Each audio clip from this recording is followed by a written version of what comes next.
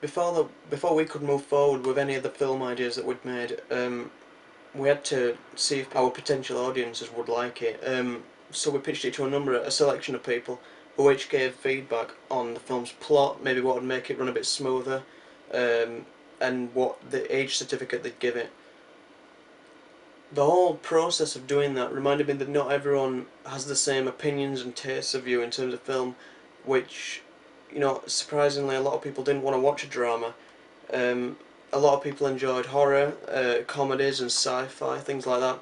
And so, because of that, the end film ended up having a lot of elements of light kind of horror in it. Stuff to do with like Ivy in the bedroom being the stereotypical, defenseless girl, um, which gives the film a sort of tension to it, which a horror fan might enjoy. So we're trying to appeal to a bigger audience in that respect.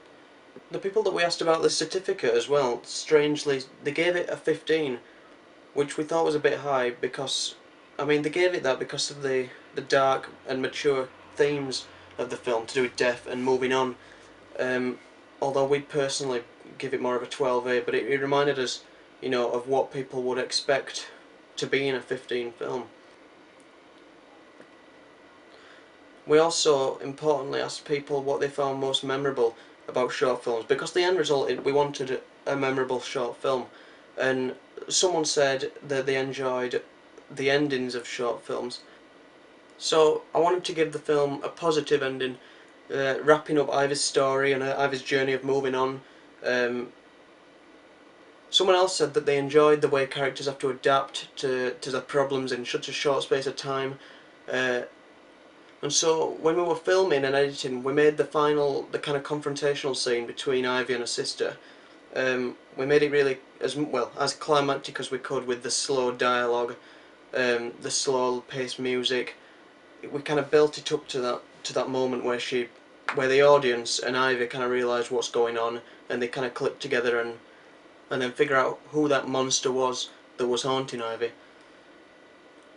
Once we'd finished drafts of the film, mainly through Facebook and YouTube, we gained a lot of positive and negative feedback, which really helped us move forward in the filmmaking process.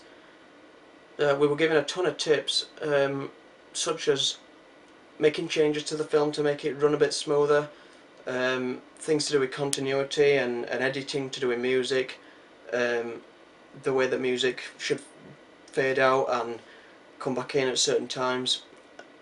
When it came to the almost final draft of the film, we got a lot of positive feedback from other students and friends and family.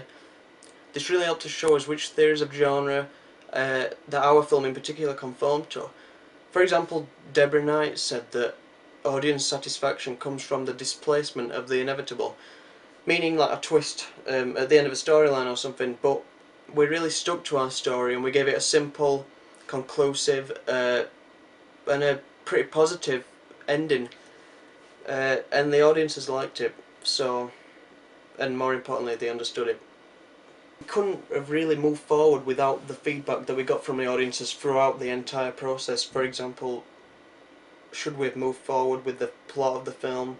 Were there certain things which just didn't fit right in the film? And then all the way to the ending, to making tiny little changes which made the film better, and they make it more flowing and it plays a lot nicer. And so in that respect, audience feedback we've learnt a lot from, and we probably couldn't have gone forward without it.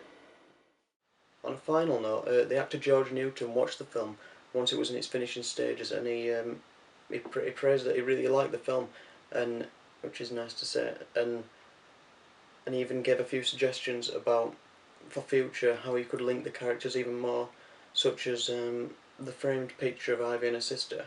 He suggested that in the final scene when we see Ivy's sister, that the clothes and other outfit, anything like that should match those of the picture, which we see early on during the breakfast scene on the tabletop, just to link the characters and the story and the plot together a little bit more.